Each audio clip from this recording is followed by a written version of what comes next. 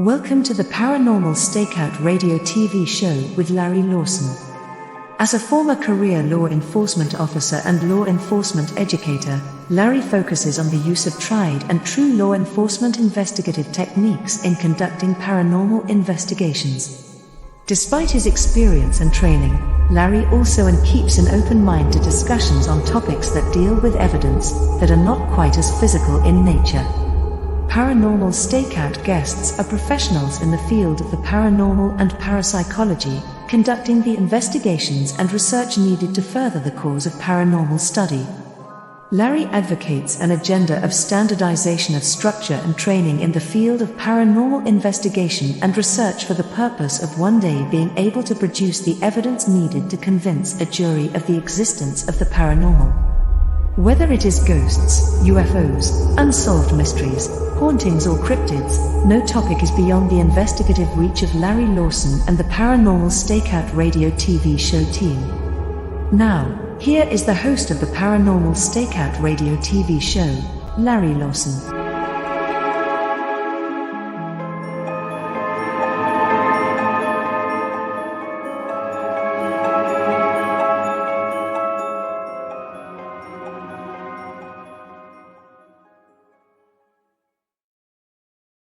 Hello, everyone, and welcome back to Paranormal Stakeout. For those of you that are joining us for the first time, my name is Larry Lawson. I'm the host of this show, coming to you from Vero Beach, Florida, the home office of the Florida Bureau of Paranormal Investigation and Indian River Hauntings.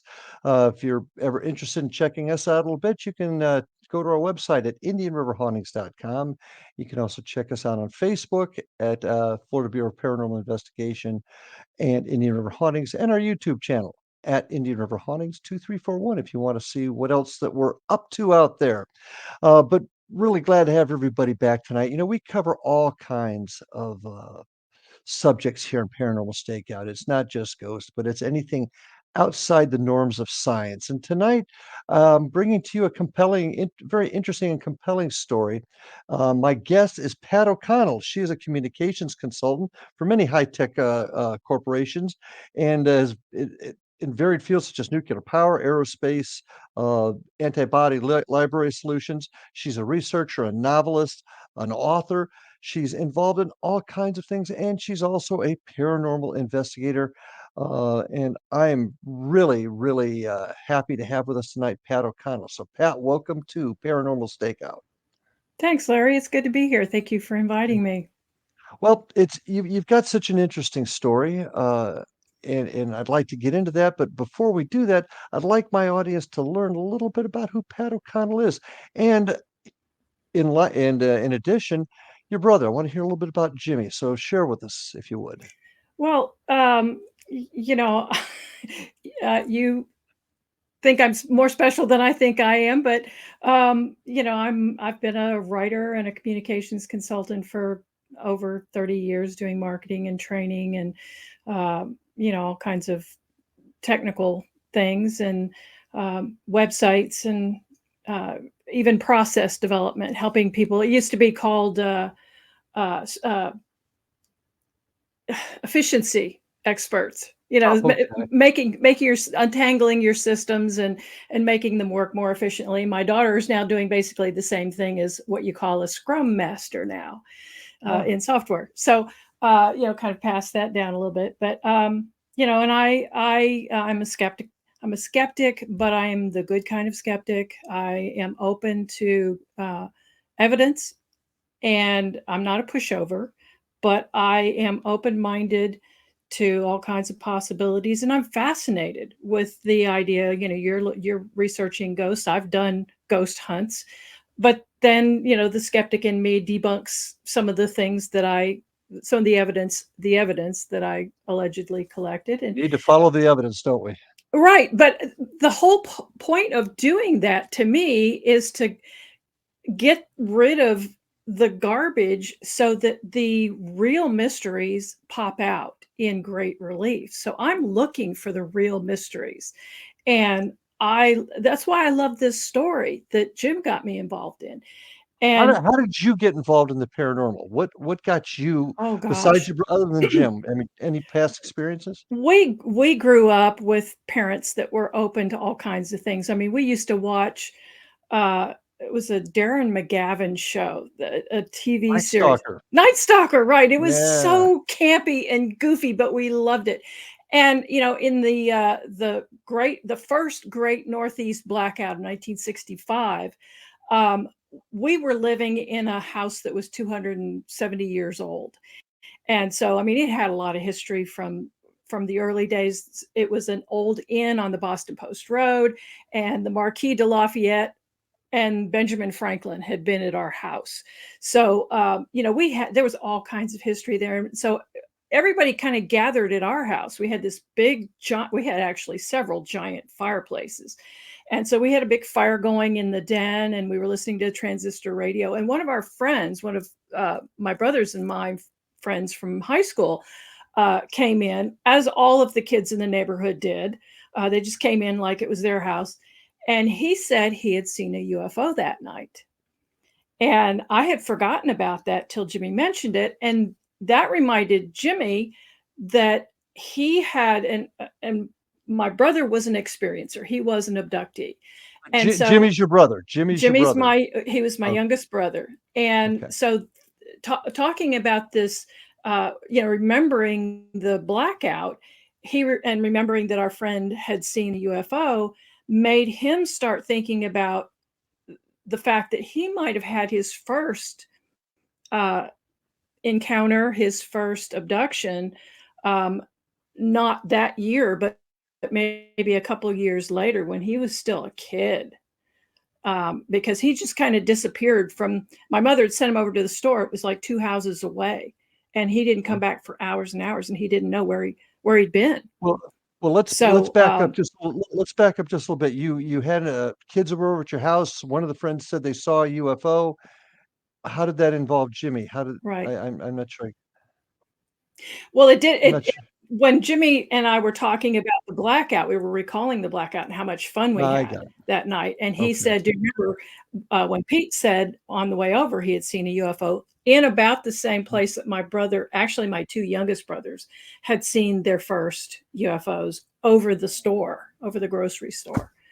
So Gotcha. that just kind of Jimmy had come for years and years. He thought he was just having these really vivid dreams until one day somebody said, um, have you ever thought that they might be dreams? So he was dreaming about, having these abduction kind of dreams, but he never allowed himself to consider that they were real until this friend had mentioned it. And when he started looking at it from that perspective, he found out that his wife was also having experiences on the same nights he was having these abduction dreams or these abduction experiences. And she smelled a certain smell that actually Jimmy got on the phone with Whitley Strieber in 1991, the year of the big solar eclipse, that there were all the multiple sightings over Mexico City. I don't know if you remember that, or maybe Yeah. I'm maybe you're too young for that. But there was this TV show, and you could call in, and Whitley happened to be a guest on it. And Whitley, I'm sure your audience knows, is one of the probably the most famous abductee, the author of the Communion books and all that. Mhm. And so Jimmy called in and was talking about his wife having this experience.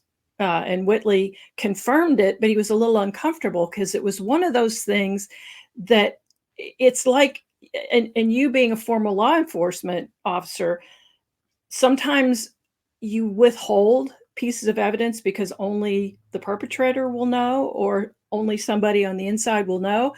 And Jimmy asked Whitley a question on this TV show, and Whitley was kind of uncomfortable about it. And he said, "Yeah, we don't talk about that." And it was nothing big, but it was just something to confirm that other families are having that same experience, where the partner who's not being abducted experiences other things. I mean, one morning, my sister-in-law was making the bed, and the bed was full of leaves. And, she's like, okay, I don't know how this happens, but, Mhm. Okay, so he's had these experiences. He spoke to Whitley Strieber. What Right. happened after that?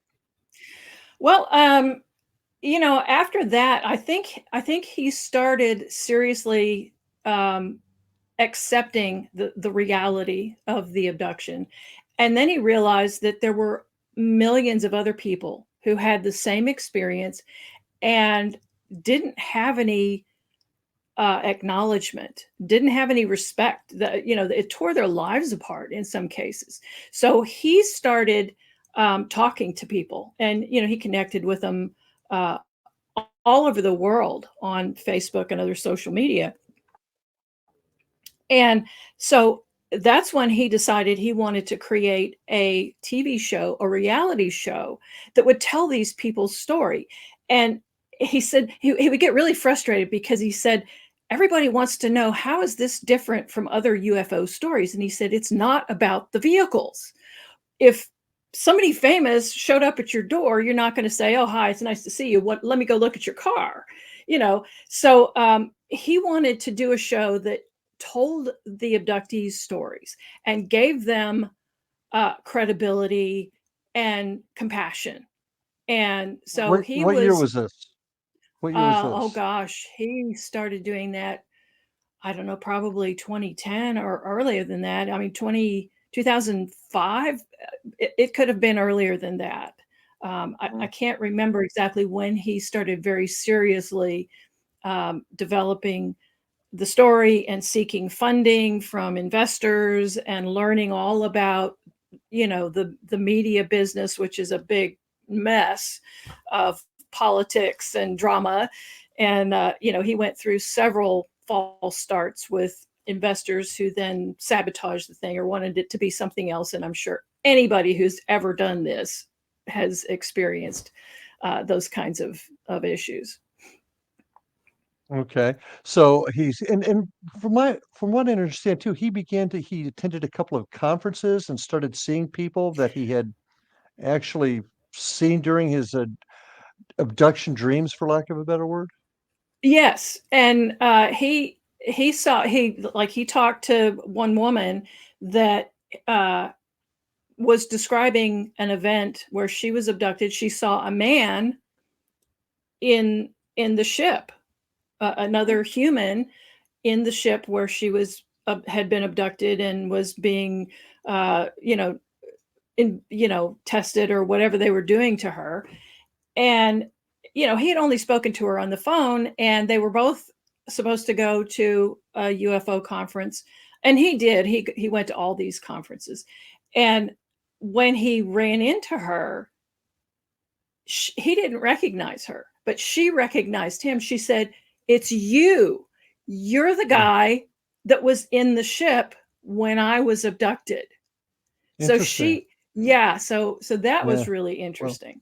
we're about ready to come up on our next break, and we've heard a lot about your brother Jimmy, but Jimmy actually turned you on to a story that you began to research and get involved in with yourself, and that's a guy by the name of Clay Wheeler, Clay I believe, Wheeler. right? Mhm. Right. So, um, what did Jimmy just called you one day and said, "Hey, you got to check this out"?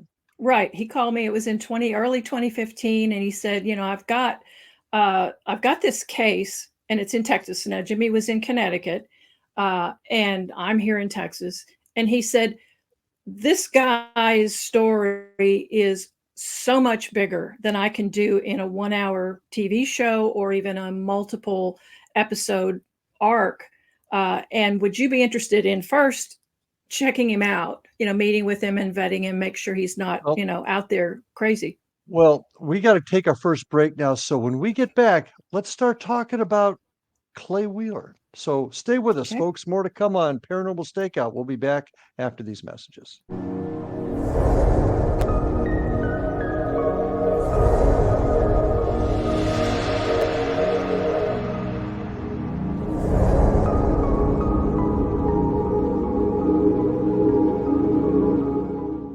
whether you're a skeptic or a believer, join me, Rob McConnell, on the X Zone Radio Show, as together we will investigate the world of the paranormal and the science of parapsychology. Join me and my special guests from around the world each and every night as we investigate UFOs, ghosts, psychics, Bigfoot, conspiracies, and much, much more. Dare to believe and dare to be heard on the X Zone Radio Show with Rob McConnell, Monday through Friday at 11 p.m. on your hometown radio, Classic 1220, classic1220.ca.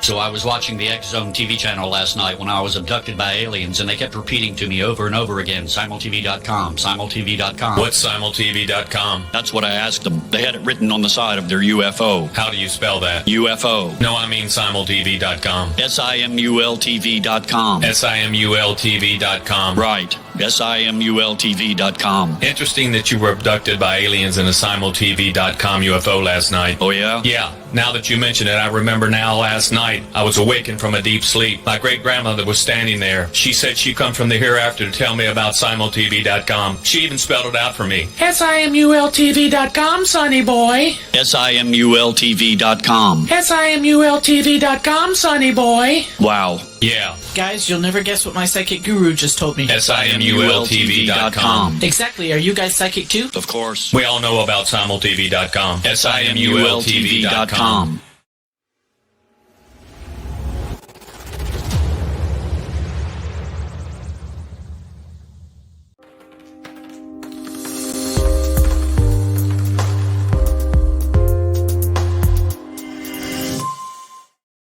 And we are back with my guest, author and researcher, Pat O'Connell, and going to get into kind of an interesting story here. Now, just to rehash a little bit, your brother, Jim, who's no longer with us, I understand, began to work with folks that were abductees, even started a show to allow them to spread their story, or at least share their story.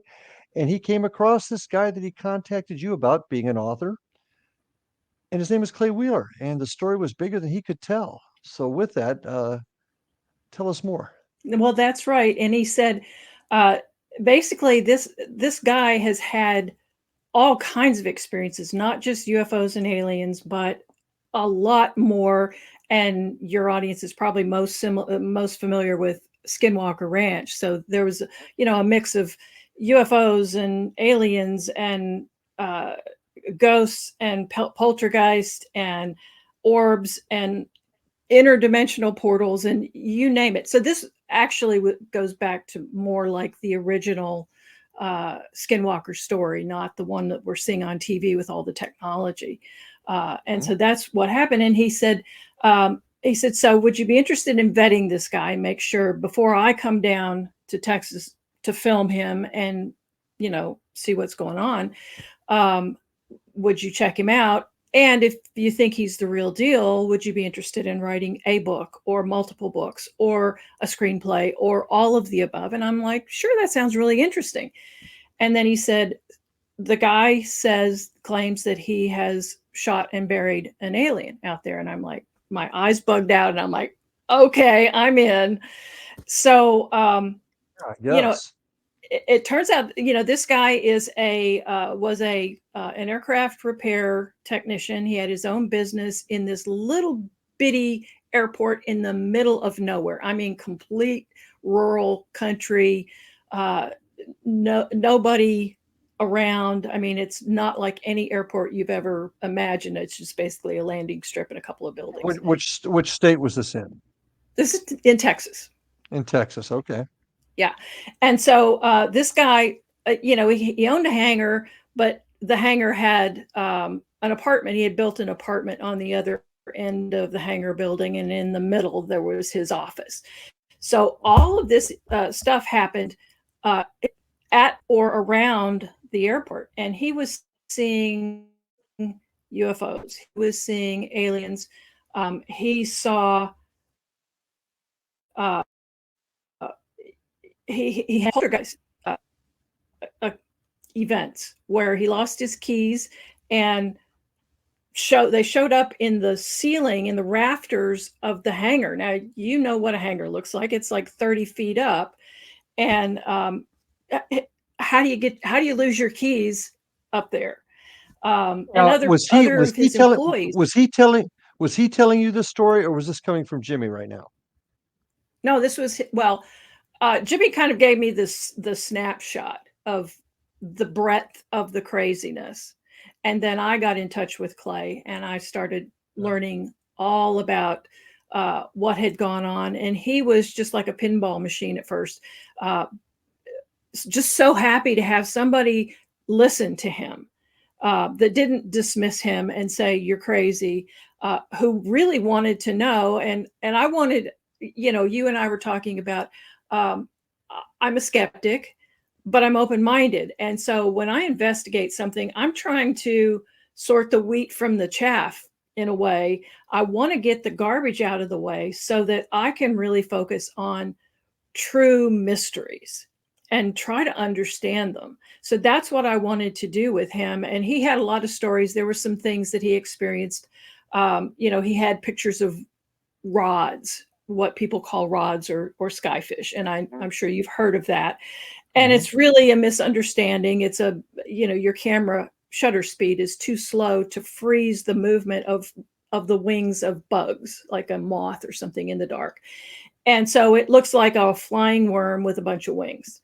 And so, I wanted to debunk some of these things with him so that when people heard his story, they were going to believe what he saw and what he describes to them, that they're not going to just dismiss some of this stuff as, misinterpretations or whatever. So, we went through, when I started working with him, we corresponded, we talked on the phone, and he sent me a whole bunch of pictures. Now, when Jimmy first told me about this, he said, this guy has all this evidence. Well, I was, salivating to see this evidence. Well, it turns out that a lot of his photos were blurry, or it was a dot in the sky and you couldn't really tell what it was. And then the things that he saw up close, he didn't get a chance to take a picture of, or he tried to take a picture and it was dark. So all he got was dark on dark. And so, a lot of the evidence I had to end up disregarding because I ultimately believed he experienced some really extraordinary things. So at a certain point, I started telling him, forget about your pictures, there were a few things that are interesting.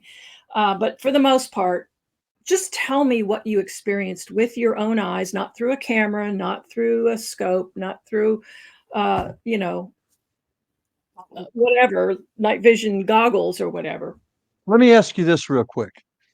You weren't happy with the evidence, and I understand that this is in Texas, and I understand your concern about it, letting the exact spot out. So I won't ask you about that so much. But what about him then made you believe him with the lack of evidence? What about him caused you to think he was real? There were a lot of things, and really, kind of the last chapter of the book, I go through trying kind of my skeptic's logic. Could it have been hallucinations? Could it have been this? Could it have been that? But there's always a but. I couldn't explain it all away. And really, when it came down to it, if you would look at him when he was talking about his experiences, and I have one clip from an interview where he's sitting in a lawn chair with the runway behind him, and I ask him, overall, was this a negative or a positive experience? And he said, well, yeah, I'd have to say it was a negative experience, because he had gotten sicker and sicker and sicker throughout the course of this experience. And, I can kind of explain some of that. But he said, I guess overall it was a negative experience. But immediately his whole manner changed, and he just kind of looked up and he said, but it was it was exhilarating. It was like living in the sci-fi channel every night, looking up at the sky and seeing these ships. And so you could tell that he believed it so deeply that I believed it. I believed him. And as much as I tried to dismiss some of the things that he claimed that happened or that he saw, there was always a piece that I couldn't explain away. So for me, this is still an open case. I mean, I feel like there's so much. I mean, we've got a team, and we can talk about that later, but we want to go out there and, for example, test for toxic gases, or is there something in the water that could have poisoned people in that area? Because people were experienced, not just him, people who worked at his shop, his wife, Okay. people who lived in the area were having strange experiences. They were also seeing craft. So it wasn't just him, but the skeptic in me wants to think, is there a prosaic explanation? Was there some kind of toxin in the water? And that's an excellent direction to go in. But what did he see? You've talked about seeing things, but what did he see? Well, he saw all kinds of UFOs. I think the first one he saw was like a pork pie hat. It was silver, kind of like a pie plate. He saw classic. He called them Mexican hat saucers. He saw an orb that he said was like a soap bubble, a giant soap bubble. And there was this one craft, and he drew some sketches of the various craft that he had seen. There were egg-shaped craft. There were some that looked like what Kenneth Arnold drew. The Kenneth Arnold, the pilot who first, he didn't really coin the term flying saucers, but he said what he saw of these ships over Mount Rainier, I think. He said they moved like saucers skipping on water. But when he drew them, they didn't look like our classic flying saucers. They were like a disc with something on the back. So Clay saw those. And then there was this other craft. He said it looked like a hard shell eyeglass case. And that one showed up on a couple of occasions. The first time it gave him, he called it the headache beam. He said it felt like a bucket of warm water was poured into him. And then after that, he got this horrible headache. And, but his friends were concerned that they were trying to kill him. He thought they were trying to communicate with him. He said, I think it's like what a computer must feel like when it's downloading data.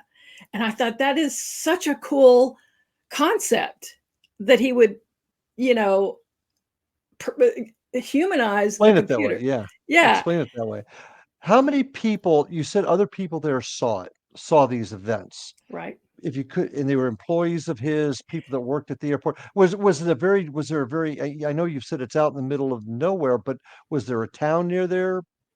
Yeah, there's a small town, very small town. How many people have you been able to identify that experienced things? If you could put a general number on it. Out there? Yeah.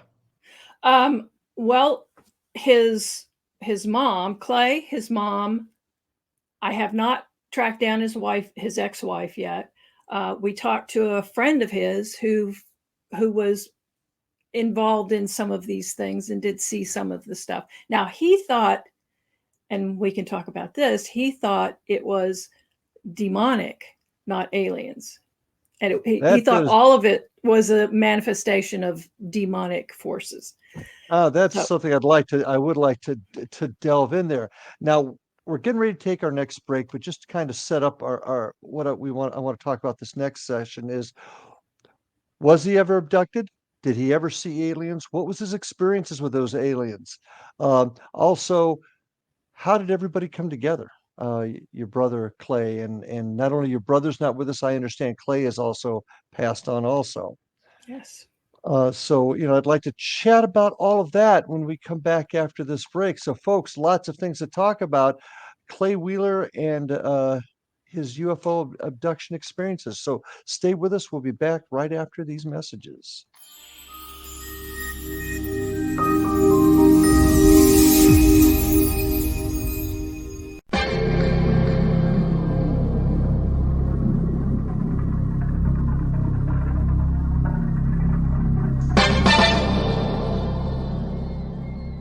Are you ready to dive into the mysteries of the unknown?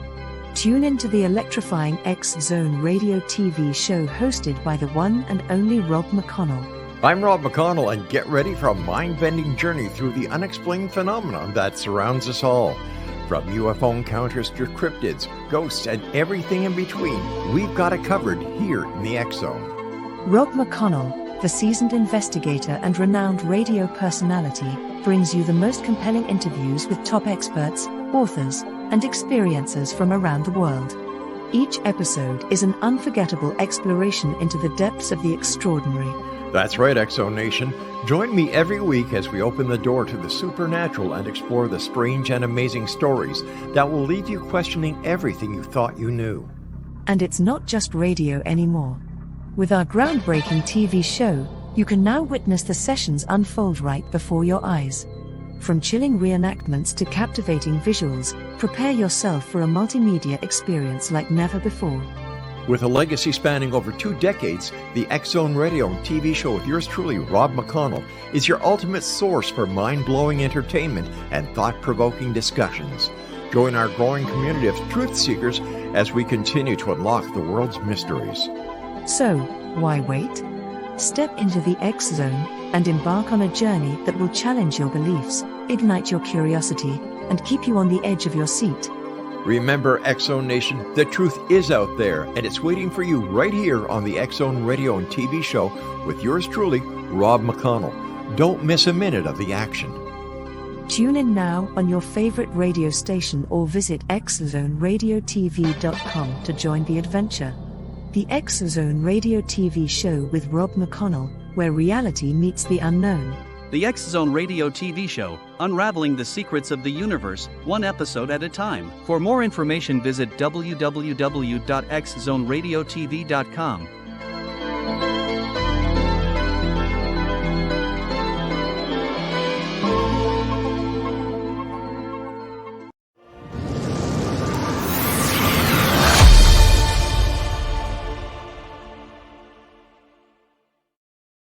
Welcome back, everybody, with my guest tonight, Pat O'Connell, sharing with us a very fascinating story. So your brother, who has experiences, gets a hold of you, asks you to check out this guy, Clay Walker, that had an experience that he'd like to feature on the production that he's doing for television. You go out there, you interview him, you start getting some information. I've got to tell you, I'm impressed with the fact that you want to get out there, test the soil, test water, find logical answers for this, because some fascinating stories, and I don't doubt that you believe them, but right now we don't have any evidence. Right. But now he started also talking to you about actually seeing aliens, possibly being abducted. So pick it up there and share with us what happened, what he saw, what he experienced. Right. Well, just to back up a little bit, there were these behavior changes, and this is how the demonic forces or this demonic concept came in. And it seemed like everybody who would, he said his employees, when they clock in at the airport, they would, their personality would go dark. And the one who was most affected apparently by it was his wife. And there were several occasions where her personality completely went dark, to the point where he felt that she was she was a victim of some kind of demonic possession. So the first occasion was they had a fight, and he went out to her truck. She was leaving, and she slammed his hand in the door and then dragged him from the truck for like a mile and a half, and he ended up with broken ribs and 2 broken arms and a broken leg, and abrasions. Okay. And ended up in the hospital anyway. And then another time she woke up, she looked like she was 8 months pregnant. And he, first of all, was scared to death for her, because what can cause a bump on your belly this big? What kind of, she had been bitten by something or whatever. And he wanted to get her to the hospital. But she was eating raw meat out of the refrigerator. And he said her voice got really deep. And that day that she woke up looking pregnant, he tried to convince her to go to the hospital, and she wouldn't go, and ended up kicking him in the head. He fell down, hit his head, and he was knocked out for a while. When he came to, she was gone. Mhm. And when she came back several hours later, it was gone. So that was the second thing. And then the third thing was that he had said, you need to go stay with your sister, because this place is affecting you. This is not good for you. It's not good for anybody. And so she was gone staying with her sister, but she showed up at the airport one day and started with a 38 special gun, Mhm. and started shooting everybody. And fortunately, she didn't hit anybody, but she ended up being arrested. And after that, he got divorced. So now, to answer your question, now he's living there by himself. And that's when he started seeing aliens. The first time happened, it was the middle of the night. He woke up, it was 3 o'clock in the morning, and he couldn't sleep. And he thought, well, I'll just call my sister, because she was working in China at the time. So it's the middle of the day for her. So he calls and he's chatting with her, and he's just kind of pacing around the living room and just fidgeting. And he goes and he reaches for the door that goes from his apartment into the office that's between the apartment and the hangar. And he opens the door, and on his left, there are two little gray aliens. And he said all of this happened in a few seconds, but it just etched in his mind. He said he opened the door, and he said these two aliens moved out of the way as if they were like a gate on a hinge, and he thought that was really weird. So that, to me, was one of those weird things that who would make that up?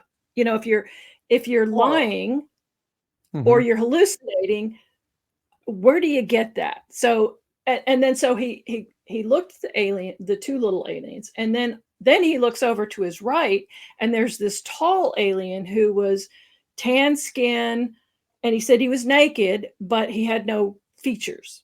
So it was like a Ken doll. It was a blank slate. The eyes were huge. The lids, top and bottom, had bulges in the back of the head. And he said, and this thing lunged toward him. And he said he knew right away this was the bodyguard for the two little guys. And when this thing lunged toward him, he freaked out, backed out, closed the door, and dropped the phone. Well, I found out later his sister said he actually said, "Gotta go." And I don't know whether he canceled the call, ended the call, or she did, but whatever it was. So that was his first encounter with aliens. Did he say anything over the phone to his sister? Did he snap a picture with the cell phone? Do we have any No, nothing? And no, see, that's the problem both you have with the UFO side as right. well as I do with the ghost side. We don't have those pictures when we have the stories, and it makes it very tough to prove it. Well, and this was in 2010. He was not the most uh, technically leading edge guy. I mean, he could do anything with gears and machines, but not so much with computers. So he had just a little old flip phone. So, in those days, the screen was like the size of a postage stamp. And he wouldn't even have thought of it at the time anyway. So that was his first encounter with aliens. And then there were other creatures, may or may not have been aliens. We don't know. There was an interdimensional portal, which is similar to the what the Skinwalker Ranch story, and that's a whole other thing. But then he started seeing these little gray aliens in the hangar, and the first one that he saw, he and his secretary were in the hangar late one night. Everybody else was gone, and they thought it was a kid in the hangar, and so they're trying to find the kid, because this is the middle of nowhere. If there's a child who's in this hangar and there's no adults looking for him, this is a serious problem. So when he finally realized that it was an alien, he had guns. We're in Texas. Everybody has guns.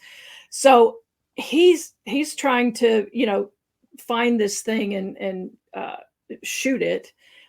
Well, before he had a chance to do that, this particular alien shot a blue beam out of a breastplate or something in its chest. He said it was about 4 inches in diameter, and it was like a laser beam, a death beam or whatever, and it cut through everything in the hangar, planes, scaffolding, and it cut a hole through the outside wall of the hangars. And we're talking corrugated steel.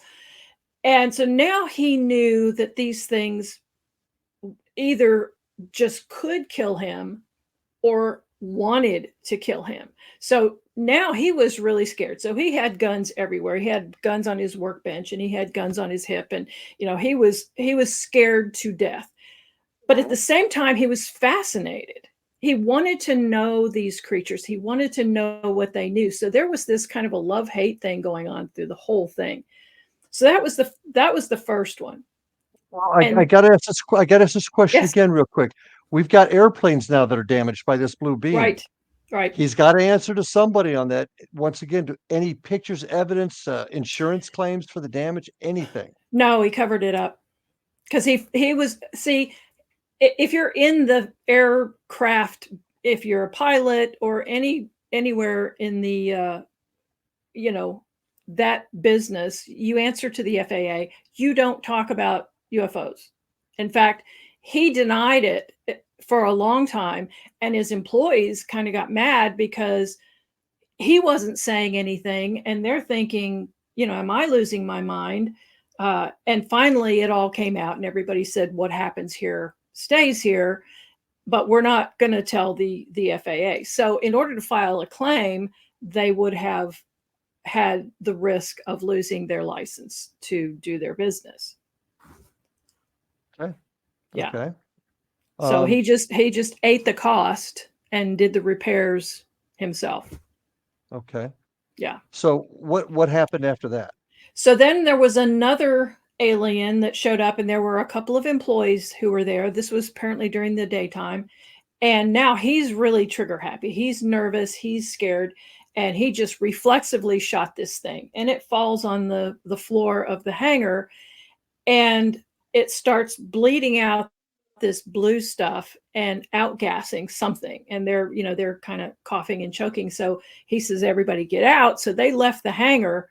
And when they came back, the thing was gone. But he said there was a rivulet etched into the concrete where the thing had bled.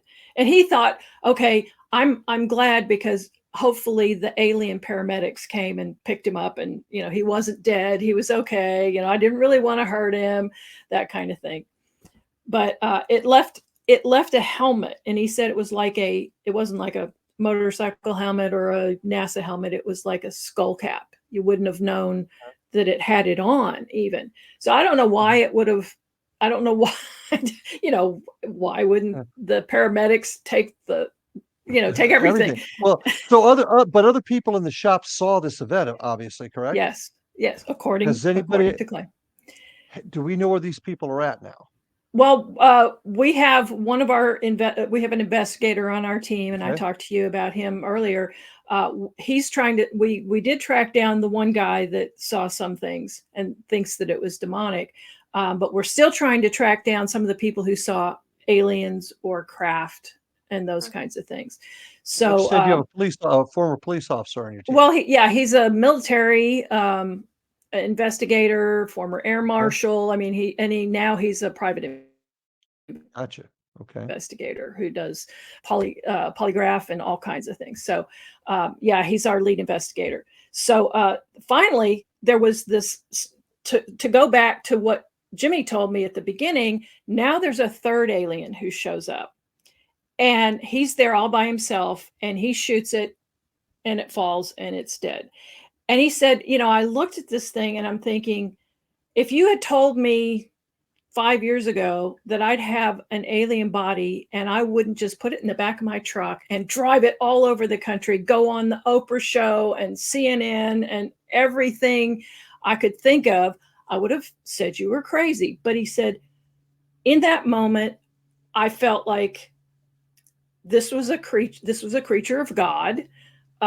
This was somebody I was scared of, but I was also interested in knowing what they know. One night he packed a bag and sat out on the runway hoping that they'd come pick him up and take him for a ride.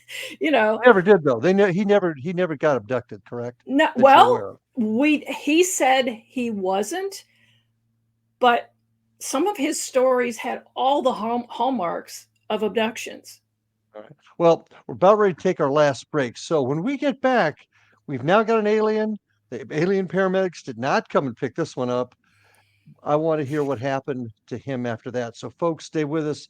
Still more to come. We'll be back after these messages.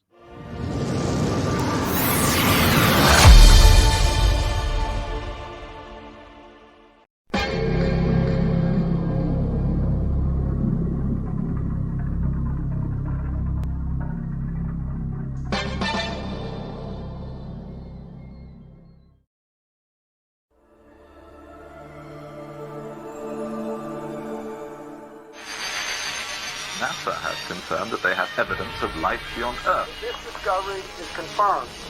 Well, let's see, we've had visitors again. Yeah. Probably worth mentioning. I filmed 16 minutes on March 5th, 1994, 16 minutes of broad daylight UFO activity. The other side, the spirit realm, is a parallel dimension which runs, which coexists with ours. And what spirits are doing is they're sending waves of frequency from that dimension to ours. The government instituted the truth embargo. The government poured disinformation and misinformation into this field, encouraging hoaxes and any other foolishness. It created a truth vacuum that naturally was going to be filled with theories and assertions and other stuff. The oil oligarchs and the banks and the people who are making decisions that are leading us down the wrong path. They've undermined the research, intimidated and threatened witnesses. The government is responsible for the fact that the status of this issue is not resolved. I'm Rob McConnell, host and executive producer of the X-Zone Radio Show. Now we are set to bring the amazing world of the paranormal and the science of parapsychology to broadcast TV and online video with the development of X-Zone TV. X-Zone TV will now bring our loyal listeners and new viewers face to face with the most controversial and well-known personalities in the field of the paranormal and the science of parapsychology. From scientists to theorists, astronauts to adventurers, celebrities, pundits, advocates, and naysayers, they'll all join our rapid-fire TV broadcast, interactive discussion, and debate. Interest in the paranormal and parapsychology has never been more intense, and it continues to grow. The truth is out there, so take a deep breath and join us as we step into the light. For more information about X-Zone TV, please contact me, Rob McConnell, directly at these coordinates, Rob McConnell at xzonetv.com.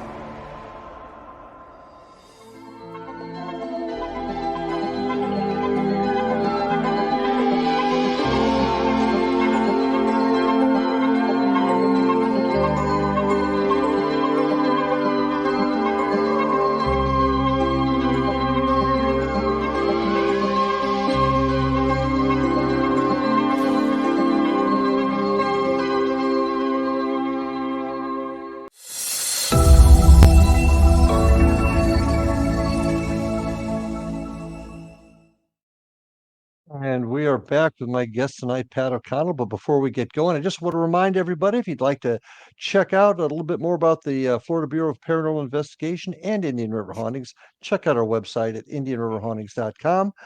You can also check out our website, or YouTube, I'll get it out, at Indian River Hauntings 2341. I can't talk tonight. But another thing you can do is, if you want to get a hold of me directly here on the show, email me at ghostguy@paranormalstakeout.org. If you've got questions, thoughts, or comments you'd like to make about the show, I'll bring them up at the beginning. Just send me a note. Say hello, if nothing else, and ask some great questions. Also, if you want to see some other great programming, go to xzbn.net. That's the X-Zone Radio Broadcast Radio and Television Broadcast Network. Great shows there. That's xzbn.net.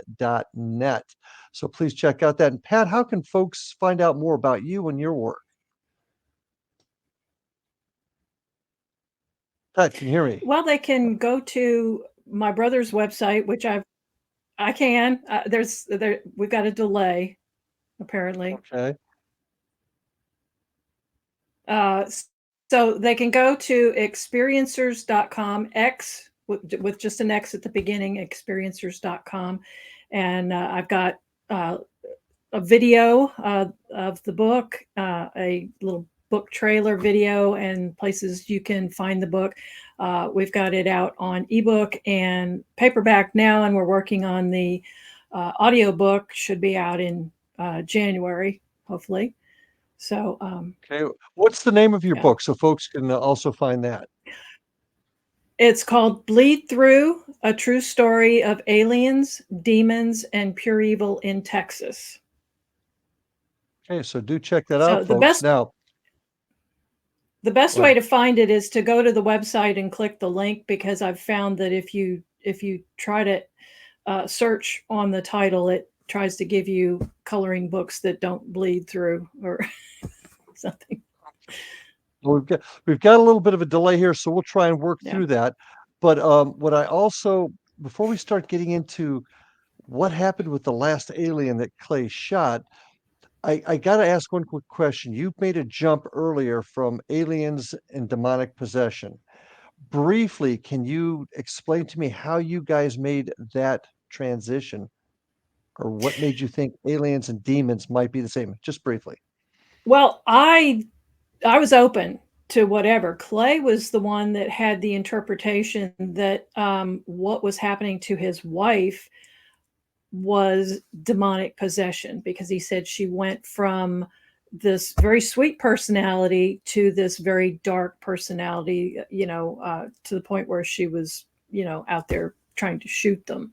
Mhm. So, but where that concept kind of solidified was when I interviewed one of the witnesses to some of the events out there.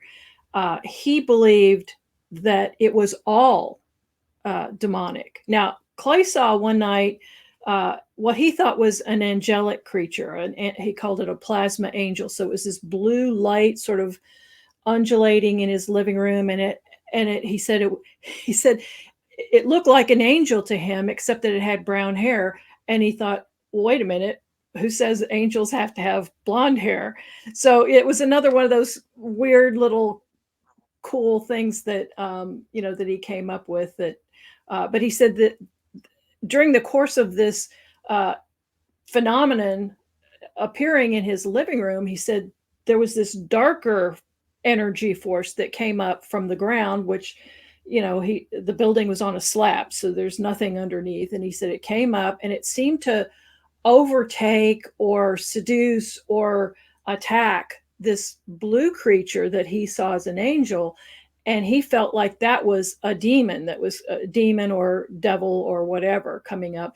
And he also said that one night he was taking pictures of what he called an interdimensional portal. And when that thing closed, he still had the camera up. So he started looking through the lens of the camera before he pulled it down to bring it inside. And he said he saw what he said looked like the devil. It was red and slick and slimy, and it was pushing itself out of the ground with its hoofs Interesting. on the ground. And he said it scared him to death. So he grabbed the, yeah. So Well, that's you kind said of he the had a source of the demonic thing. But as I said, So it sounds like that it's not necessarily their theory that they're connected. They're associating behaviors and what they've seen and making an assumption. Now, you mentioned he had a camera out. Did he get any pictures of anything when he had the camera out? he got pictures of what he said was an interdimensional portal. I can't tell you it wasn't. I didn't see what he said came out of it. He said there were ships, there were creatures, there were aliens, there was a wolf that walked on its hind legs, came out of it. He didn't get any pictures of that. All I can see is a flare of light. And of course, again, being the skeptic, the analyst, I'm looking at, okay, are there lights out on the airfield that are motion sensor, that they would trip, that a movement would turn them on? Are there lights that come on at certain times? And he said no. Yes, I mean, the lights come on at dark and they stay on until dawn. So if that were just a case of overexposure of normal lights that kind of burned out the image, he would have been able to get that every night, all night long. But he said it only happened for an hour. So I can't, that's one of those things. I can't explain that. Yeah. Yeah. You know? Well, getting back to other things that just fantastic stories here.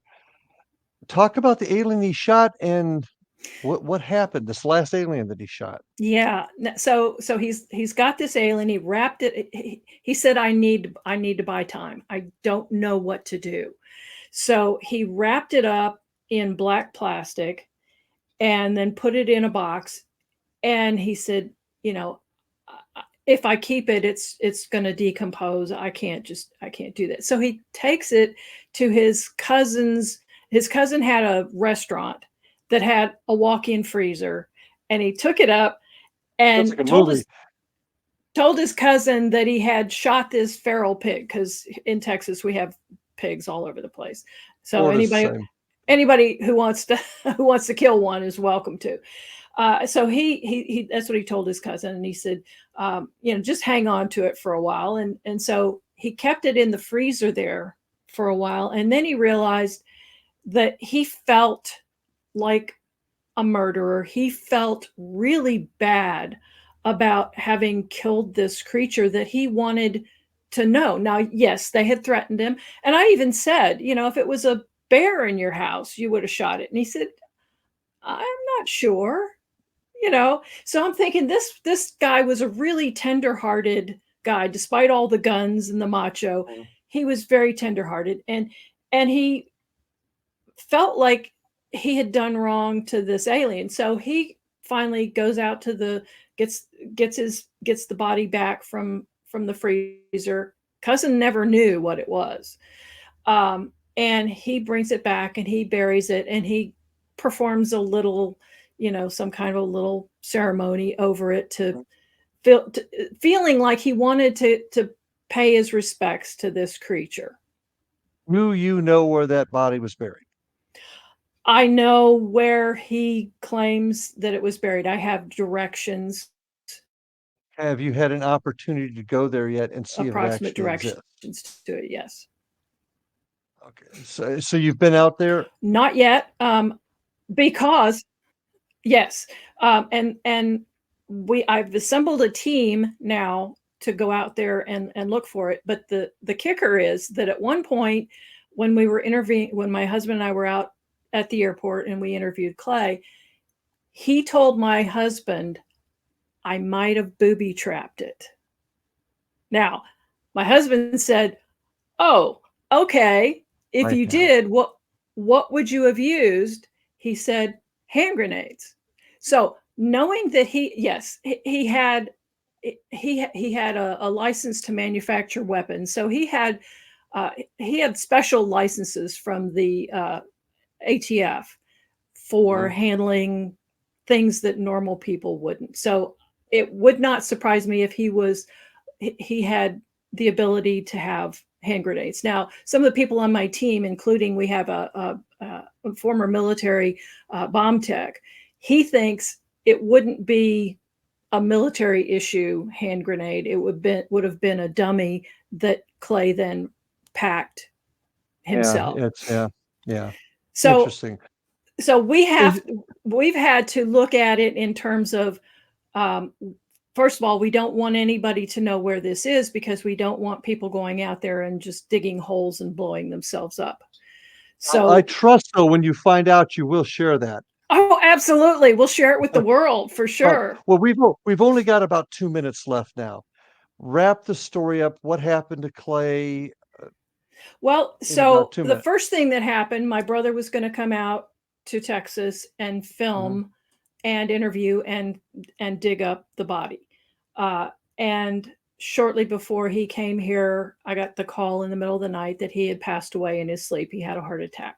So sorry. So then Clay and I were kind of lost we continued to correspond. We continued to talk, but we were both kind of gut punched and didn't know what to do. And so about a year after he died, I made a video, a memorial video for my brother, and I sent it out. And I sent it out to everybody who would have known him, people on social media. And I obviously sent it out to people like Clay, and I didn't hear back. So I contacted Clay's sister because I thought, this is unusual. I had been talking to Clay or emailing him several times a week, if not several times a day. And so it was really odd that I didn't hear from him about this, because he and Jim had become very close. And so I contacted his sister and I said, is he okay? And she said, no, he's in the hospital. He has multiple organ failure and flesh-eating bacteria. And if he survives, they're going to have to cut off huge portions of his skin and do transplants on it. And then the next day she said he had passed away. So, well, I'm fascinated with your investigation. I really think testing water and soil out there is going to be really important to you. It's either going to give you answers or give you more questions. Either way, it's going to be very, very helpful. And we're anxious to hear what you find out about that. So, yeah. I keep going, move forward, as it were. And we're just about done for the night. I'm hoping to have you back to hear what you find. I would love to. And we'll talk more about it. And folks, I want to thank all of you for being here tonight. We've heard a fascinating story. Always keep your mind open as well as your eyes. Take good care of yourselves. Love your family. Have a happy, happy holidays. And we'll see all of you on the other side. Have a good night, folks.